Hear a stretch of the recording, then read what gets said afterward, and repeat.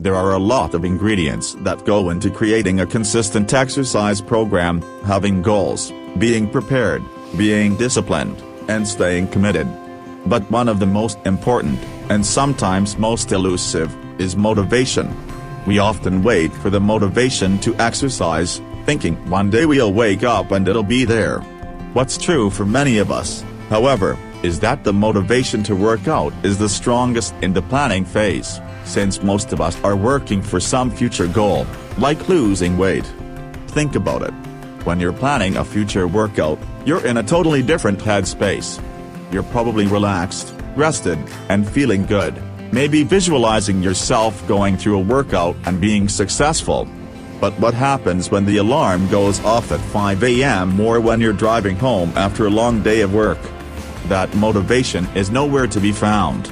Motivation is a tricky business, but understanding just what it is and how to use it to your advantage can help you harness its power. What is motivation? Motivation can be defined in very simple terms: what drives us to maintain or achieve goals. One might even say it is a form of desire. When you look at it that way, things change a bit, at least for many of us. Yes, you should exercise, you need to exercise, you want to exercise, but do you have a desire for exercise? For some people, maybe, they like how it feels to exercise. But, for many of us, exercise is usually thought of as having one end goal: helping you to lose weight, look better, get strong, feel better, be healthy, stave off diabetes, etc. That's a little different than wanting to exercise, which is why so many of us run into that brick wall. We set goals, we make plans, maybe we even stick with those plans for a while. But then we may find that motivation fading and wonder what we're doing wrong. It's not that you're doing something wrong, it may just be you haven't figured out what motivates you. Where does motivation come from? It's important to know where your motivation comes from and that there are a couple of different types of motivation. There are external things that motivate you, and then there are internal desires that drive you. Extrinsic motivation: this kind of motivation is what we usually rely on when it comes to exercise. It's kind of like the carrot and the stick. You try to lure yourself into a workout with the carrot, you'll lose weight, or by hitting yourself with an invisible stick, you'll get fat if you don't work out. Other external motivators include looking good in a bathing suit, losing weight for a high school reunion, getting flat abs, wanting to fit into old jeans, trying to get back to the weight you were in college, wanting to look good for your spouse or loved one. When you have that kind of motivation, you're not necessarily exercising because you like it. You're doing it because it's going to give you what you want at some vague future time. That's not always a bad thing if it works. In fact, this kind of motivation is great for those moments when you think about skipping your workout and then remember your goal, whatever that may be. The trouble is, what if it doesn't give you what you want, or you don't know how long it's going to take? What if you can't do the amount of exercise required to get that bathing suit body? Or what happens if you just don't have the genetics to get flat abs? That's often when motivation slides and you start to think, why even bother if none of this is working? Intrinsic motivation. Now there's another type of motivation, intrinsic motivation, that comes from within. This is something important to you, not some future goal, but something you can get right now. Some examples of intrinsic motivation include exercising because it feels good, loving that trainer's high feeling, working out because it relieves stress, feeling good when your body gets stronger and you can do more than you did before, enjoying exercise because it gives you time to think or zone out. You can see the difference here. External motivators can be fleeting, but internal motivators tend to have more staying power. Many studies have shown this, including one study published in Medicine in Science and Sports and Exercise. This study investigated the different predictors of weight control in 136 participants. They found that those who focused on internal motivators like self-efficacy, interest in what they were doing, and enjoyment of exercise had the most success at long-term weight management. Both of these types of motivation are important for keeping you going.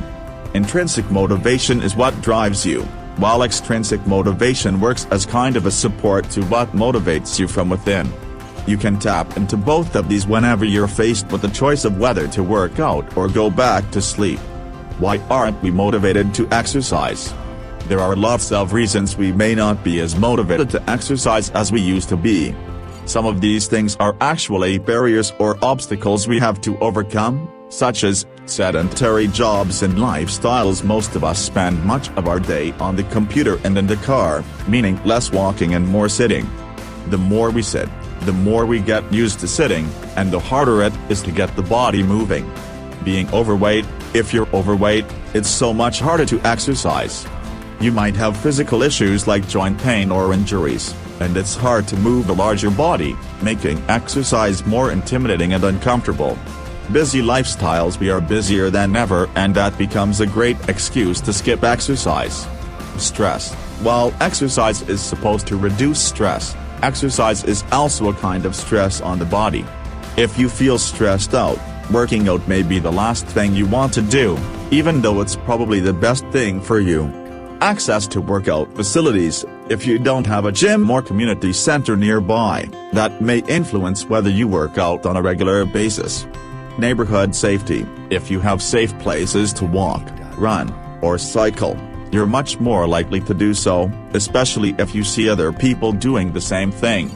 The world we live in doesn't make it easy to exercise, and, yes, we can sometimes blame our environment for making it harder and harder to work out. On the other hand, there are more ways to exercise than ever before.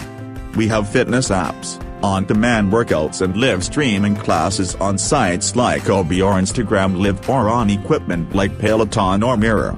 CrossFit boxes, small group personal training, and outdoor boot camp classes are widely available, along with traditional gyms, studios, and health clubs.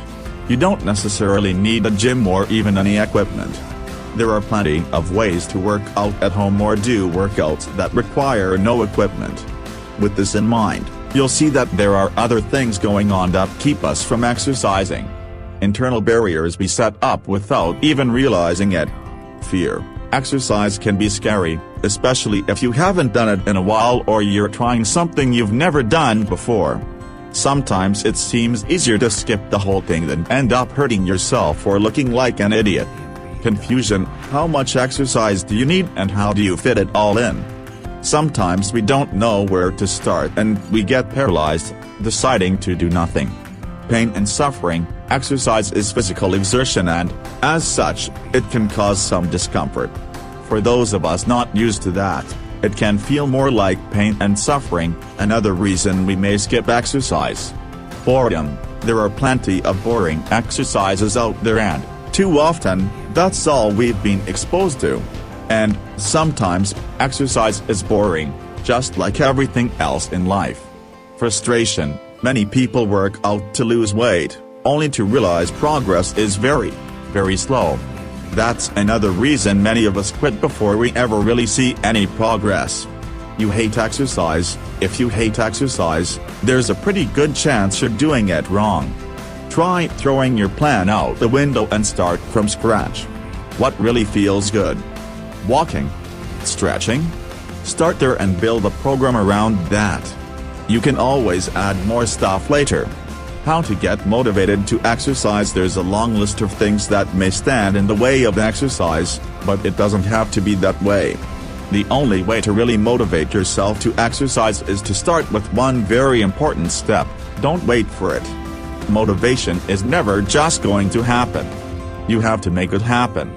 Yes, it sounds like a cheesy sports commercial, but real motivation comes from you, and the good news is, you have a variety of resources to choose from.